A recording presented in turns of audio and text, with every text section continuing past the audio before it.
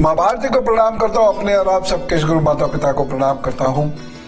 बच्चों, बहुत ढेर सारी लाड प्यार सभी लोगों को सुबह सुबह की भक्ति भरी राम राम और श्री कृष्ण अष्टमी की बहुत सारी बधाइयां। आज जिस विषय पर हम लोग बात करेंगे, चर्चा करेंगे, वो शादी में बर्बादी क्यों हो जाती है। और दूसरी चीज ये है कि आज श्री कृष्ण के जन्म का एक अगला रूप मैं आपको बताऊंगा, बिल्कुल अलग तरीके का। और जामुन कब नहीं खाना चाहिए, किसको नहीं खाना चाहिए, और विद्यार्थियों को जामुन क्यों खाना चाहिए, इससे उनको क्या लाभ होता है, इस विषय पर चर्चा करेंगे। पहले पंचांग के बाद से शुरू करते हैं। आज 18 अगस्त है, बृहस्पतिवार का दिन है। सूर्योदय हुआ सुबह 5:52 पर, सूर्यास्त होगा शाम 6:58 पर। राहु काल मिलेगा दोपहर 2:03 से 3:41 तक, और यमगंड काल सुबह रहा 5:52 से 7:30 तक। गुलिक काल सुबह 9:08 से 10:46 तक मिलेगा। अभिजीत मुहूर्त मिलेगा सुबह 11:59 से 12:51 तक, और अमृत काल मिलेगा शाम को 6:28 से रात को 8:10 तक। निषेध काल का मुहूर्त है 12:03 से लेकर 12:47 तक। अब बात करते हैं मेष, वृषभ और मिथुन राशि की, और उसके बाद फिर बात करेंगे शादी में बर्बादी क्यों हो जाती है, किसकी हो जाती है, किसे क्या ध्यान रखना होगा। मेष राशि, थोड़ा संभल के चलना होगा। आपके क्रोध की वजह से कुछ समस्या हो सकती है। आक्रामकता इस दिन बहुत ज्यादा बढ़ी रहेगी और वाणी दोष भी रहेगा, इसलिए बहुत शांति से अपना कार्य करते रहिएगा। हाँ, एक सावधानी जरूर आपको बरतनी है कि इस दिन आप भावावेश में किसी को कुछ दे देंगे तो आपका नुकसान तय होना मतलब निश्चित है। इसलिए आप किसी को उधार मत दीजिएगा, या कोई कीमती चीज सामान वगैरह किसी को मत दे दीजिएगा। उपाय क्या करना है, नारियल का दान कीजिए, अपने काम पे जुटिए, प्रभु जी सब ठीक करेंगे। वृषभ राशि की बात करता हूँ। वृषभ राशि के लोगों को सिर की, आंख की थोड़ी दिक्कत हो सकती है, आपको बहुत संभल के चलने की जरूरत है। इस दिन थोड़ी सी मेहनत ज्यादा आपको करनी पड़ेगी, और एक सावधानी बरतिएगा कि इस दिन अपने धन को संभाल के रखिएगा। उपाय क्या करना है, इस दिन को बेहतर बनाने के लिए आपको ओम नमः शिवाय का जप करना है और अपने काम पर जुटना है। मिथुन राशि की बात करते हैं। मिथुन राशि के लिए ये दिन अच्छा है। मेहनत तो जरूर बहुत करनी पड़ेगी, संघर्ष होगा, लेकिन फिर भी आपके कार्य बनते चले जाएंगे, लाभ की प्राप्ति होगी। लेकिन विद्यार्थियों को बहुत मेहनत करनी है इस दिन, और आपका कोई भी एग्जाम है अगर इस दिन, या आपको कोई काम है इस दिन, तो बहुत ध्यान रखकर चलने की आवश्यकता है, लेकिन फिर भी काम बनेंगे। छोटा सा उपाय, गौ माता को गुड़ जरूर खिला दीजिएगा। आइए बातचीत का सिलसिला शुरू करते हैं। 9711002266 ये व्हाट्सएप नंबर है, और ईमेल एड्रेस है gurudev@newsnation.in। जब मेल करें तो अपना फोन नंबर जरूर दे दीजिएगा, और ये सारी सेवाएं निःशुल्क है, ये याद रखिएगा। पूनम जी से बात करते हैं। जी राम राम। राम राम गुरु जी, चरण स्पर्श। गुरु जी, मेरी डेट ऑफ बर्थ है 12 अगस्त 1974 जी। जन्म स्थान है मेरा कानपुर, और टाइम है सर सुबह 5 बजे। गुरु जी, मैं IVF के लिए ट्राई कर रही हूँ, संतान सुख है, और मेरे पति क्या बिजनेस कर सकते हैं? आपको पहली बात तो बहुत सारी शुभकामनाएं। इसी महीने आपका बर्थडे था, तो खैर जहाँ तक IVF हो सकता है कि आपको इसमें शुरुआती दौर में कुछ नाकामी हासिल हो, उसके बाद फिर चीजें ठीक होंगी। जो उपाय मैं बता रहा हूँ ये आप अवश्य कर लीजिएगा, क्योंकि दोनों ही चीजें जरूरी हैं। जो चिकित्सक करेंगे वो भी जरूरी है, और जो उपाय आप करेंगे वो भी बहुत जरूरी है, क्योंकि बिना किसी विशेष ईश्वरीय कृपा के ऐसे समय में संतान हो पाना मुश्किल होता है। तो जो मैं उपाय बता रहा हूँ उसको आप अच्छे से नोट कर लीजिए। पहली बात तो किसी भी हालत में नॉनवेज नहीं ले, किसी भी प्रकार का, किसी भी हालत में। दूसरी चीज जो आपको ध्यान करनी है वो ये है कि जो घर का प्रवेश द्वार होगा, जो भी होगा, उसमें नीचे एक चांदी का तार बिछा दीजिएगा, ठीक है ना, 1-2 इंच का, 3 इंच का, या कोई चांदी का कुछ और सिक्का वगैरह वो डाल दीजिएगा। और तीसरी चीज है कि आप महामृत्युंजय का जप रोजाना जरूर कर लीजिएगा, एक माला हो जाए या जितना भी हो जाए, ये आप उपाय कीजिए। बाकी चिकित्सा सलाह लीजिए। मैं मैया से प्रार्थना करता हूँ आप कामयाब हो। शादी में बर्बादी क्यों होती है? देखिए, कहीं भी सूर्य का या मंगल का या राहु शनि का प्रभाव आपकी कुंडली के 7वें 8वें भाव पे होगा तो शादी आपको फलेगी नहीं। मैं तो साफ मना भी कर देता हूँ। कभी कभी तो आपने सुना भी होगा, ये कहना बहुत कठिन होता है, मुश्किल भी होती है, बुरा भी लगता है, स्वयं को भी बुरा लगता है, सुनने वाले को भी बुरा लगता है, लेकिन ये तय है कि अगर इस प्रकार के कुंडली वाले लोगों का विवाह होता है तो ये विवाह फलता नहीं है। एक चीज मैं इसमें और बताना चाहूंगा, यद्यपि उपाय जरूर है लेकिन फिर भी जिन लोगों का मंगल दोष बनता है वो ये ना सोचें कि 28 के बाद मंगल दोष नहीं है और कहीं भी फिर आराम से मैरिज कर सकते हैं। ऐसा नहीं है। मंगल दोष सदा रहता है। कुछ लोगों का विवाह नहीं हो पाता है, कुछ लोगों का विवाह हो जाता है तो उसमें परेशानियां जरूर रहती हैं। अगर किसी का भी मंगल 4, 7वें 8वें भाव में होगा या किसी का भी राहु प्रथम भाव में होगा तो ऐसे लोगों को दिक्कतें बहुत ज्यादा होंगी।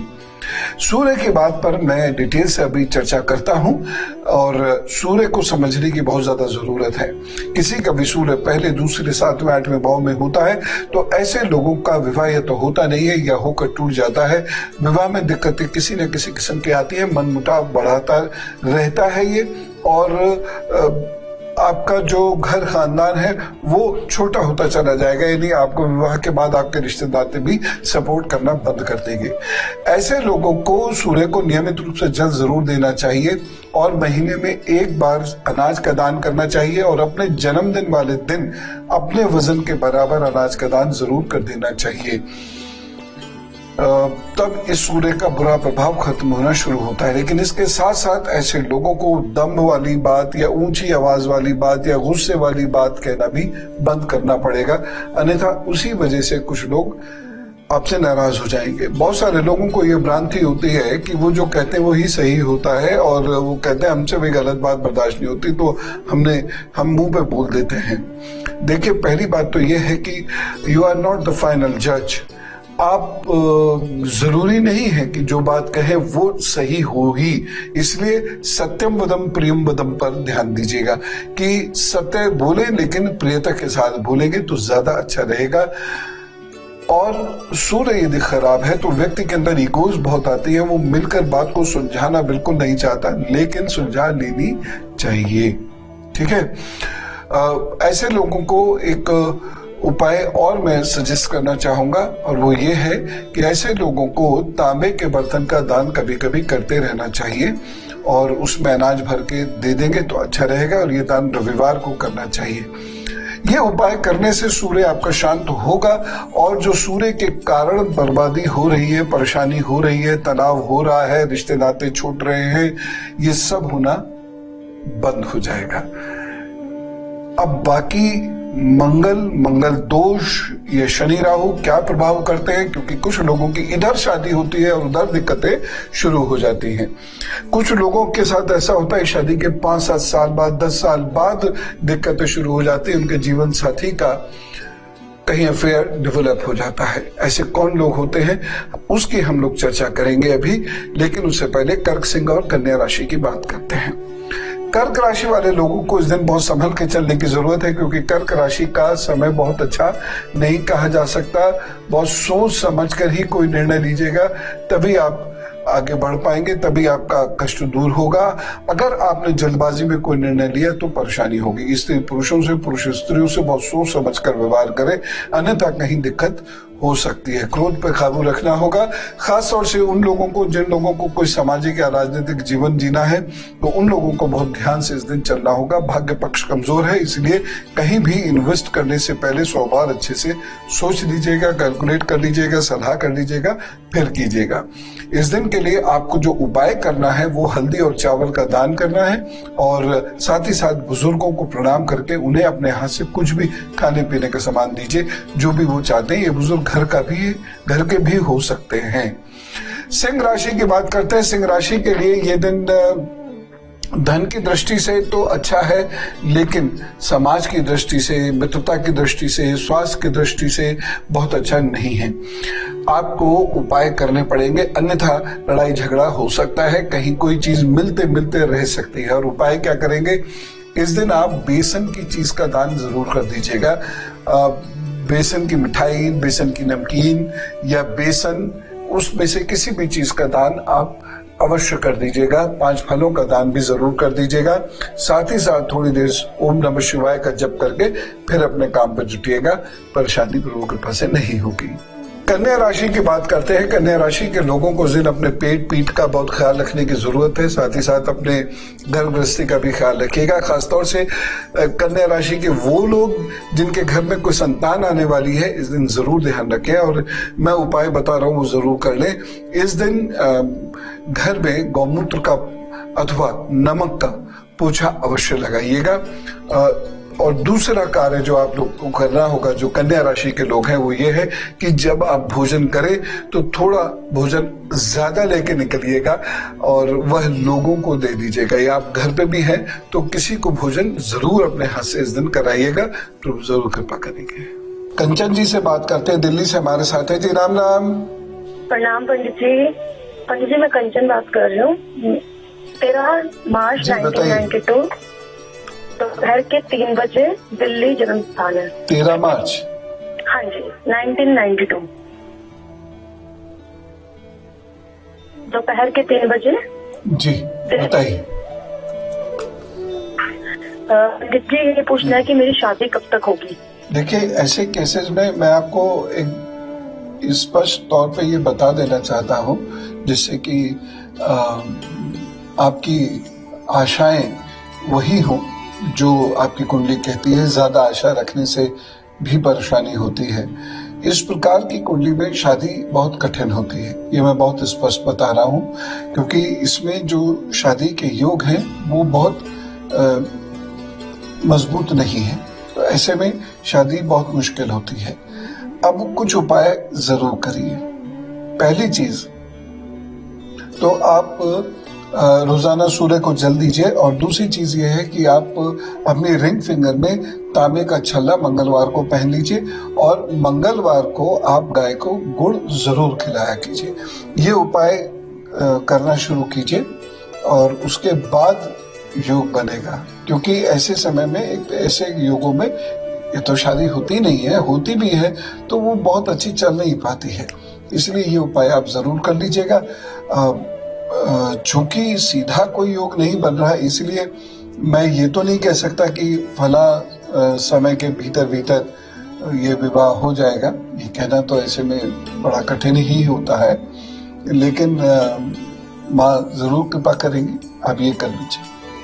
मैं मंगल की बात करता हूँ। मंगल ऐसी स्थितियां पैदा कर देता है, यदि मंगल दोष है तो ऐसी स्थितियां पैदा हो जाती हैं कि व्यक्ति शादी करने के बाद उलझ जाता है। लेकिन इससे पहले कि मैं मंगल की बात करूं, एक बात मैं जरूर आपसे कहना चाहूंगा कि बहुत सारे लोग ये देखते हैं कि बस पहले, दूसरे, चौथे, 7वें, 8वें भाव में मंगल है और एकदम से डिसीजन दे देते हैं मंगली है और यहाँ शादी नहीं हो सकती, वहां शादी नहीं हो सकती। भाव स्पष्ट जरूर देख लीजिएगा। साथ ही साथ ये जरूर देख लीजिएगा मंगल अस्त तो नहीं है, तभी जाकर एग्जैक्ट फैसला हो पाएगा कि मंगल कहाँ है, व्यक्ति मंगली है अथवा नहीं है। अब बात करते हैं। देखिए, कुछ लक्षण उत्पन्न अगर हो रहे हैं। लक्षण उत्पन्न क्या है कि विवाह होने के बाद दोनों के बीच में 15-20 दिन में कोई सामंजस्य स्थापित नहीं हो रहा। मानसिक, शारीरिक दोनों की मैं बात कर रहा हूं। सामंजस्य स्थापित नहीं हो पा रहा है तो समझ लीजिए कि ये मंगल अपना खेल करना शुरू कर चुका है। अब आपको उपाय जरूर करने, और उपाय के तौर पर एक काम क्या करेंगे कि बांसुरी में आप शहद अथवा चीनी भर के, या बांस की किसी भी छोटी सी चीज में शहद अथवा चीनी भर के किसी वीरान में जाकर दबा दीजिएगा। एक बात और एक लक्षण और बता रहा हूं मैं आपको। यदि आप कहीं और विवाह करना चाहते थे लेकिन कहीं और विवाह हो गया और विवाह होने के कई महीने बाद भी आप उस विवाह को भूल नहीं, उस दोस्ती को भूल नहीं पा रहे हैं, तो इसका मतलब यह है कि मंगल कहीं गड़बड़ कर रहा है और ऐसे समय में दिक्कतें होती हैं। इसमें क्या कीजिए, अपना मन लगाने की कोशिश कीजिए, अपने जीवन साथी से जुड़ने की कोशिश कीजिएगा। यद्यपि मुश्किल होगा लेकिन फिर भी जुड़ने की कोशिश कीजिएगा। और ऐसे लोगों को सोमवार के दिन सब्जी का दान करना चाहिए, मंगलवार के दिन उन्हें बेसन का दान करना चाहिए और शुक्रवार के दिन उन्हें दूध से बनी हुई चीजों का दान करना चाहिए। और ये जीवन पर्यंत आपको करना पड़ेगा। एक बात मैं और कहना चाहूंगा कि मंगल जब खराब होता है तो फिर कहीं विवाहितर संबंध भी स्थापित हो जाते हैं। ये मानसिक भी हो सकते हैं, ये शारीरिक भी हो सकते हैं, दोनों भी हो सकते हैं। और उसका एक बड़ा कारण क्या बनता है ये मैं आपको स्पष्ट रूप से कहना चाहूंगा। मंगल यदि खराब है तो सामंजस्य की प्रॉब्लम होगी पति पत्नी के बीच में। दोनों एक दूसरे से घोर असंतुष्ट रहेंगे, एक दूसरे को धीरे धीरे प्यार करना खत्म कर देंगे। धीरे धीरे दोनों के मन में एक दूसरे के प्रति रिस्पेक्ट भी कम हो जाएगी और इमोशंस बहुत जोर मारने लगेंगे। और ऐसे में बहुत मुमकिन है कि वह अपने किसी मित्र से अपने संबंध जोड़ लें।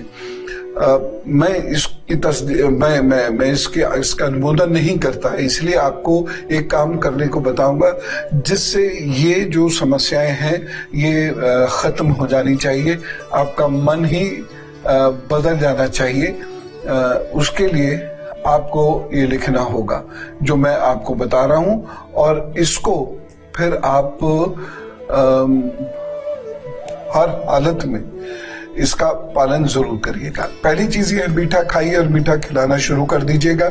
और दूसरी चीज ये है मीठी रोटी फकीर कोई गरीब व्यक्ति जो भीख मांगता है उसको देना शुरू कर दीजिएगा। यदि नहीं मिलता है तो बंदर अथवा कुत्ते को भी आप ये मीठी रोटी दे सकते हैं। बताशों का दान हर मंगलवार को करना शुरू कर दीजिएगा। इससे जो है परेशानी होनी कम हो जाएगी और धीरे धीरे आपका मन शांत होता चला जाएगा। किसी विधवा स्त्री का आशीर्वाद प्राप्त करना शुरू कर दिए। ये बहुत बुजुर्ग होनी चाहिए, उनकी उम्र आपकी उम्र से बहुत ज्यादा होनी चाहिए और गले में चांदी जरूर धारण कर ले। और एक छोटा सा काम ये जरूर करें, जब तवे को अच्छे से गर्म करते हैं रोटी बनाने के लिए, यदि आप रोटी नहीं भी बनाते हैं तब भी ये कार्य कर लीजिए। तवा जब गर्म हो जाए तो उस पर पानी की खूब सारी छींटे मारिएगा, उसके बाद रोटी बनाइएगा। ये उपाय करने से धीरे धीरे आपका मन शांत होता चला जाएगा। आप पुनः अपनी गृहस्थी में अपने जीवन में वापस लौटने शुरू हो सकते हैं। इसलिए कह रहा हूं क्योंकि ये प्रकार का जो मंगल होता है ये व्यक्ति के मन में अधैर्य उत्पन्न करता है और उसके बाद बेचैनी उत्पन्न कर देता है और ये अपने घर गृहस्थी में बहुत ज्यादा रुचि लेना बंद करवा देता है। तो ये उपाय करने से मंगल शांत होगा और प्लस आपका अपना विचार इसमें बहुत महत्वपूर्ण होगा। यदि आप ठान लेते हैं तो चीजें ठीक होंगी। मैं अब तुला वृश्चिक धनु राशि की बात बताऊं उससे पहले एक चीज और कहना चाहूंगा कि कभी कभी बहुत मुश्किल से पता चलता है या बहुत बाद में पता चलता है कि हमारे जीवन साथी का, हमारे जीवन संगी का कहीं और अफेयर चल रहा है। ये किस ग्रह से होता है ये मैं भी बताऊंगा। इसको किस प्रकार से शांत कर सकते हैं ये भी मैं बताऊंगा, क्योंकि अगर ये समस्या चलती रहेगी तो ये बात तय है कि गृहस्थी एक दिन ना एक दिन टूट ही जाएगी। तुला राशि की बात करते हैं। तुला राशि के लोगों के लिए ये दिन अच्छा है। तुला राशि के लोगों को बहुत मेहनत करने से अच्छे लाभ भी प्राप्त होंगे, प्रशंसा होगी। एक चीज मैं और कहना चाहूंगा, तुला राशि के मन में इस दिन डर या वहम बना रह सकता है और तुला राशि के लोगों को अपने घर गृहस्थी पर इस दिन बहुत ध्यान देना होगा। उनकी वजह से कोई झगड़ा झंझट ना हो, इस बात का बहुत ज्यादा ख्याल रखने की आवश्यकता है। इस दिन आटे का दान वो जरूर कर दें, प्रभु जी सब ठीक करेंगे। वृश्चिक राशि की बात करते हैं। वृश्चिक राशि के लोगों को इस दिन अपने घर गृहस्थी का बहुत ख्याल रखना है, अपने बॉसेस का बहुत ख्याल रखना है, वो आपसे नाराज ना हो जाए और आपके पार्टनर्स भी आपसे नाराज ना हो जाए, इस बात का भी आपको ध्यान रखना होगा। तो वृश्चिक राशि के लोगों को क्रोध पर भी अपने कंट्रोल करने की आवश्यकता है। आप लाल मसूर की दाल का दान अवश्य कर दीजिएगा। और यदि आप किसी कार्य में ऐसे कार्य में लगे हुए हैं जिसमें बहुत सारे लोगों से आपको मिलना होता है तो दूध का दान अवश्य कर दीजिएगा, नहीं तो परेशानी हो सकती है, प्रतिष्ठा पर आ जा सकती है। धनु राशि की बात करते हैं। धनु राशि के लिए ये दिन अच्छा है। मेहनत संघर्ष तो बहुत होगा, ऐसा भी लगेगा चीज हाथ से जा रही है, लेकिन उसके बाद फिर चीजें ठीक भी हो जाएंगी। ओम नारायण नमो नमः का आप जप कीजिए और हल्दी का तिलक जरूर लगा लीजिएगा। इससे आपको संघर्ष करने में परेशानी नहीं होगी और आप सही निर्णय लेकर अपना दिन सिद्ध कर सकते हैं। राजेश जी से बात करते हैं, लखनऊ से हमारे साथ हैं। जी राम राम। प्रणाम गुरु जी, मैं राजेश बोल रहा हूँ। गुरु जी, मुझे अपनी बेटी अनन्या सिंह के बारे में पूछना है।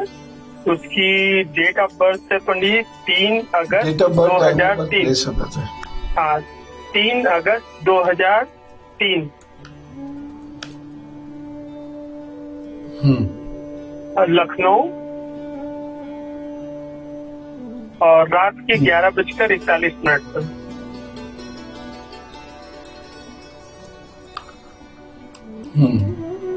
क्या पूछना है इनका?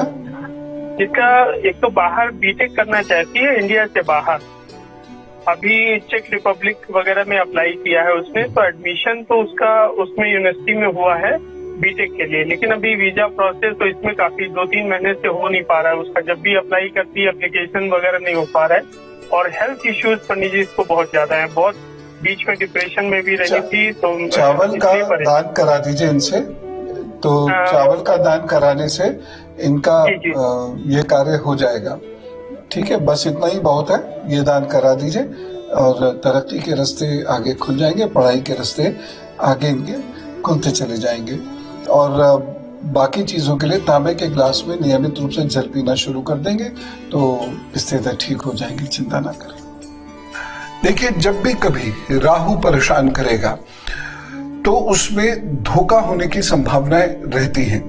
अगर किसी का बृहस्पति बहुत कमजोर है या चंद्रमा बहुत कमजोर है और राहु बृहस्पति और चंद्रमा के मुकाबले बहुत ताकतवर है और किसी न किसी तरह सप्तम अष्टम भाव पर या सप्तम भाव के मालिक अष्टम भाव के मालिक यानी विवाह के ग्रह के मालिक के साथ राहु का संबंध बनता है और चंद्रमा और बृहस्पति बहुत कमजोर है उस कुंडली के अंदर, तो ऐसे व्यक्ति को आपसे प्रेम नहीं होगा, चाहे वो लड़की हो या वो लड़का हो, और उसके संबंध धीरे धीरे कहीं और होते चले जाएंगे।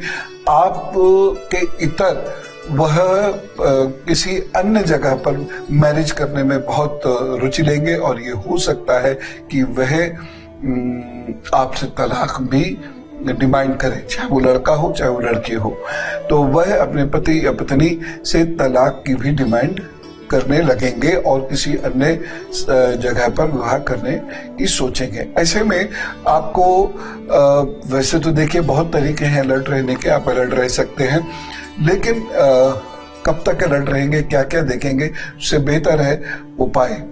ओम रुद्राय नमः का प्रतिदिन जप करें और ओम रुद्राय नमः और अक्षत, आप शिवलिंग घर में उसकी प्राण स्थापना भी कर सकते हैं।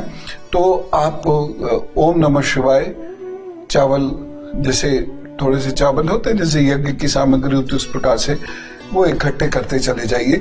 जब बर्तन अच्छे से भर जाए तो फिर आप उस बर्तन के चावलों का दान कर दीजिएगा।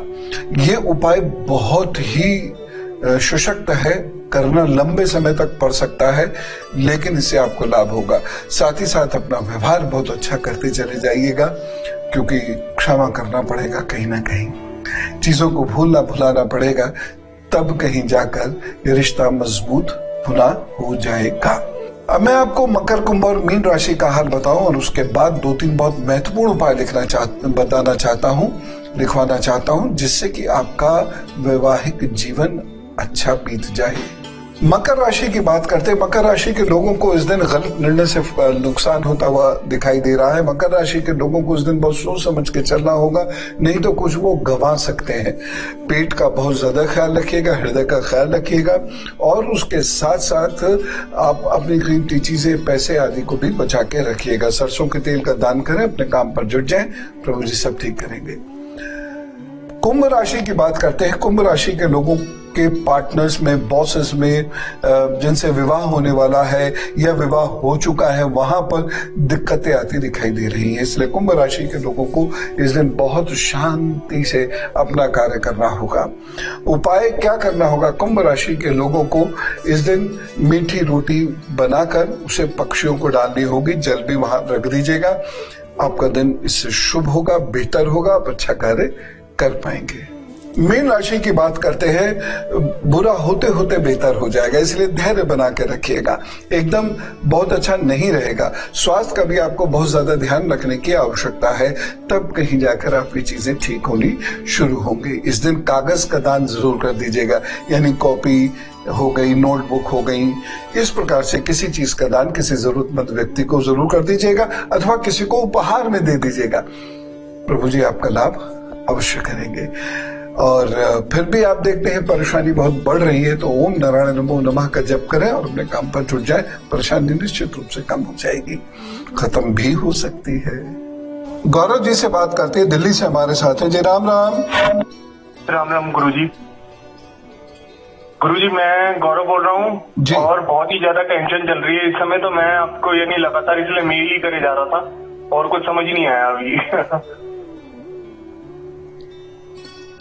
डेट, टाइम और प्लेस बता दीजिए। हाँ जी, 25 अगस्त 1989।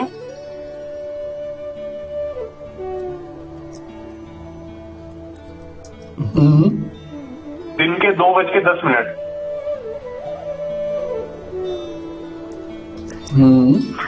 और बर्थ प्लेस है न्यू दिल्ली। ये टेंशन आपकी अभी थोड़े समय रहेगी। मार्च 2023 से ये टेंशन खत्म होनी शुरू हो जाएगी, उसके बाद से जीवन बेहतर होगा। दूसरी चीज ये है कि रिश्तों को लेकर इस वक्त बहुत सावधान रहना होगा। इस वक्त रिश्तों की वजह से भी तनाव होगा। ठीक है, तो अगले मासा का इंतजार कीजिए और तब तक ओम नारायण नमो नमः का जप किया करें और पीले रंग की कैप पहना करें। प्रभु जी सब ठीक कर देंगे। ठीक है, 2-3 उपाय जरूर नोट कर लीजिए। पहला उपाय यह है, बड़े भाई या भाई समान व्यक्ति की सेवा जरूर करें किसी भी तरीके से। दूसरी चीज यह है, शुभ चीजें जैसे होती हैं, तुलसी पत्ता हो गया, चांदी हो गया, इस प्रकार की अन्य शुभ वस्तु हो गई, जैसे शंख हो गया, कौड़ी हो गई, चक्र हो गया, ये सारी चीजें शुभ वस्तुओं में गिनी जाती हैं। तो आप इनको कहीं निर्जन स्थान पर मंगलवार को दबा दिया करें, इससे लाभ हुआ करेगा। घर गृहस्थी में बहुत सारी प्रॉब्लम्स हैं और एक दूसरे पर विश्वास कम होता चला जा रहा है, तो सुरमय को दबा दिया करें निर्जन स्थान पर जाकर। दोनों जन दबाएंगे तो असर बहुत जल्द और ज्यादा पड़ेगा, नहीं तो आप अपने स्वयं से भी दबा देंगे तो अच्छा रहेगा। आपके घर में सुख शांति आना शुरू हो जाएगी। और एक उपाय मैं जरूर बताना चाहता हूं कि तांबे का छल्ला यदि आप अनामिका में पहनते हैं जो बीच में से खुला हुआ हो, तो उससे बहुत सारी परेशानियों का समाधान होना शुरू हो जाता है। फल या दीपक या पूजा की चीजें, पूजा का सामान धर्म स्थान पर मंगल अथवा शनिवार को आप जरूर दे दिया करें। किसी भी धर्म स्थान पर दे सकते हैं। चांदी का अगर दीपक है या इस प्रकार की चीजें हैं तो धर्म स्थान पर देने पर और प्रभु से वहीं बैठकर प्रार्थना करने पर आपकी जो परेशानियां हैं वो धीरे धीरे खत्म हो जाएंगी। और आइए अब मैं उनकी बात करता हूं जिनका है आज जन्मदिन। तो जन्मदिन की ढेर सारी शुभकामनाएं। सुनिए अपने आगे आने वाले 12 महीनों का हाल। लड़ाई झगड़े से बचना होगा, वाद विवाद से बचना होगा, नहीं तो वाद विवाद में उलझकर आपको बहुत कष्ट परेशानी झेलनी पड़ सकती है, पैसे पर भी बुरी बीत सकती है। लेकिन अगर आप सकारात्मक रहे तो नई से नई चीजें भी आप करते चले जाएंगे और उससे आपकी तरक्की अवश्य होगी। आपके लिए जो अच्छा समय है वो रहेगा नवंबर का, उसके बाद अप्रैल का, मई का और जुलाई का, ये समय आपके लिए बहुत अच्छे हैं। इसमें कुछ नया कार्य हो सकता है, इसमें कुछ नया कार्य करने की कोशिश कीजिएगा। विद्यार्थियों के लिए ये समय बहुत अच्छा है, बस दोस्तों से थोड़ा बच के रहें और अपने काम में मन लगाएं, अपनी पढ़ाई में मन लगाएं, तरक्की आपकी तय है। उपाय क्या करेंगे? छोटी कन्याओं को कभी वस्त्र दे दिए, कभी खाने की कोई चीज दे दी, कभी उन्हें मूंग की दाल दे दी। इस प्रकार की चीजें छोटी कन्याओं को आप देते रहिएगा और कुत्ते को भोजन देना बंद भूलिएगा, ये बहुत जरूरी है। तो आपके बहुत सारे बिगड़े हुए काम इन 12 महीनों में बन जाएंगे। जन्मदिन शुभेच्छा। और अब धर्मशास्त्र की बात करते हैं। श्री कृष्ण का जो जन्म होता है, सामान्यतः हम सब लोग कितना देखिए खुश होते हैं, खूब नाचते गाते हैं, करना भी चाहिए। भारत की संस्कृति इसी प्रकार की, हम अपने देवताओं के साथ जीते हैं, तो हमें खूब आनंद करना चाहिए, खूब आनंद हमारे जीवन में होना चाहिए इस दिन। लेकिन आपको कुछ चीजें मैं जरूर कहना चाहूंगा। श्री कृष्ण का जब जन्म होता है तो सोचिए कितनी विकट परिस्थिति है। वह जेल में है, तो जेल में उनका जन्म होता है, किसी तरीके से जेल खुली हुई होगी। लेकिन हम लोग चमत्कारों में विश्वास करते हैं। हम लोग कहते हैं कि सारी बेड़ियां अपने आप टूट गई, सारे दरवाजे जेल के अपने आप खुल गए। खैर, मैं उस विषय पर नहीं जा रहा, मैं इस विषय पर जा रहा हूं कि जरा सोचिए भगवान का दुख, जरा सोचिए भगवान की परेशानियां, जरा सोचिए भगवान का अपना भाग्य। जेल में पैदा होते हैं, पैदा होते ही बारिश में भीगते हैं, बारिश में भीगते भीगते वह गोकुल पहुंचते हैं और किसी और के घर भी पलते हैं। कहीं जन्म होता है, कहीं पलते हैं। और स्थिति क्या, अपनी माँ का दूध तक वह नहीं पी पाते हैं, उससे भी जीवन में वंचित रहते हैं। यह है भगवान का कष्ट। और यह कष्ट भगवान ने क्यों लिया? अपने लिए नहीं लिया, हमारे आपके लिए लिया। यह समाज ठीक रहे, यहां धर्म की स्थापना हो, इसलिए लिया। सब लोग सुखी हो, असुरों से मुक्ति हो, इसलिए लिया। सत्य स्थापित हो, इसलिए लिया। हम भगवान का यह दुख भी कभी महसूस करें तो कितना अच्छा होगा। हम हमेशा उन्हें सजा धजा कर और मंदिरों में बंद कर देते हैं।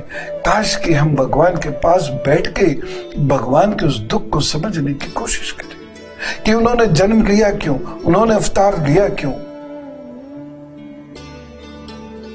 ये समझने की कोशिश करें।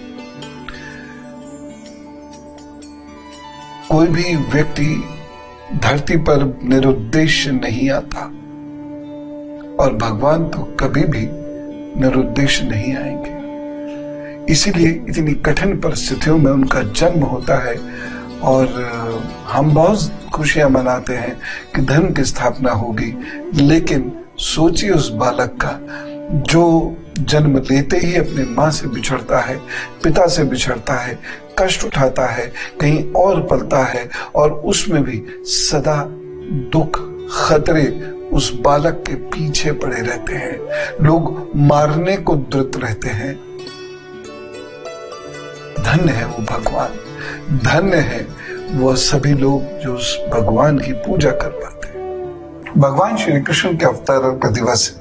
वो भगवान जो हमें धर्म सिखाते हैं, वो भगवान जो हमें नाना प्रकार की विद्याएं सिखाते हैं, वो भगवान जो हमारे मनोबल के स्वामी हैं, हमारा मनोबल बढ़ाते हैं, वो भगवान जो हमारे साथ हर मुसीबत में खड़े नजर आते हैं, उन भगवान का आज आपको पूजन करना है। कैसे पूजन होगा? नाना प्रकार के व्यंजन बनाइए जिसमें पंजीरी अवश्य हो, आटे का कोई मिश्रण अवश्य हो, जिसे कसार भी बोलते हैं, गोले की कोई ना कोई गोले का व्यंजन अवश्य होना चाहिए और उसके साथ साथ जल, दूध और पंचामृत ये अवश्य बना के रख लीजिएगा। भगवान का सेवन करने के लिए, भगवान के स्नान के लिए ये बेहद आवश्यक है। उसके साथ साथ ऋतु फल अवश्य हो, पंचमेवा अवश्य होनी चाहिए। जल से स्नान कराइए, फिर गोधरथ से स्नान कराइए, फिर पंचामृत से स्नान कराइए, पुनः जल से स्नान कराइए, भगवान को वस्त्र पहनाइए और उसके बाद 6 भाग निकाल के रखिए। 5 भाग मनुष्यों में बांटने हैं जिनको जरूरत है, जो निर्धन है, और साथ ही साथ 1 भाग गौ माता के लिए जरूर निकाल के रखिए।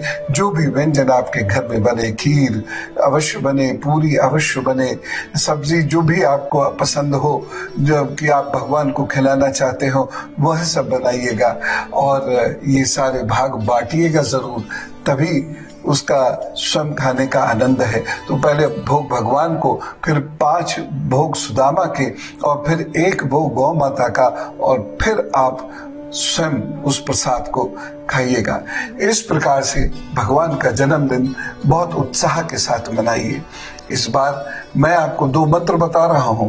हरे राम राम राम हरे हरे, हरे कृष्ण कृष्ण कृष्ण हरे हरे। इसका कीर्तन कीजिए, आधा घंटा कम से कम इसका कीर्तन कीजिए, और ओम क्रम कृष्णाय नमः का जप अवश्य कीजिए, कम से कम 1 माला। प्रभु को प्रणाम कीजिए और उनसे प्रार्थना कीजिए वो आपके जीवन में सदा रहे। हे नाथ, मैं तुमको भूलूं नहीं, तुम भी मेरा साथ छोड़ न देना। और अब बात करते हैं गुरु मंत्र की। गुरु मंत्र में हम लोग बात करेंगे जामुन की। जामुन गणेश जी को बहुत प्रिय है। वो श्लोक भी आपने सुना होगा, भूत गणादि सेवितम कपित्तम जम्बुफल चारु भक्षणम उमासुत शोक विनाश कारकम नमामि विघ्नेश्वर पाद पंकजम। गणेश जी को जामुन उसके औषधीय गुणों के कारण बहुत प्रिय है।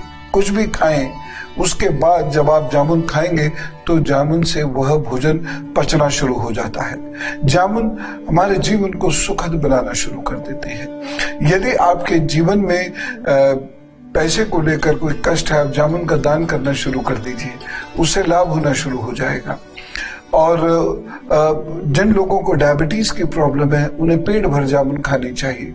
जिन लोगों को मेमोरी की दिक्कत है उन्हें, खासतौर से मैं विद्यार्थियों के संदर्भ में बात कर रहा हूं, जामुन का सेवन करने से याददाश्त बढ़ती है, मन शांत होता है और एकाग्रचित्त होता है।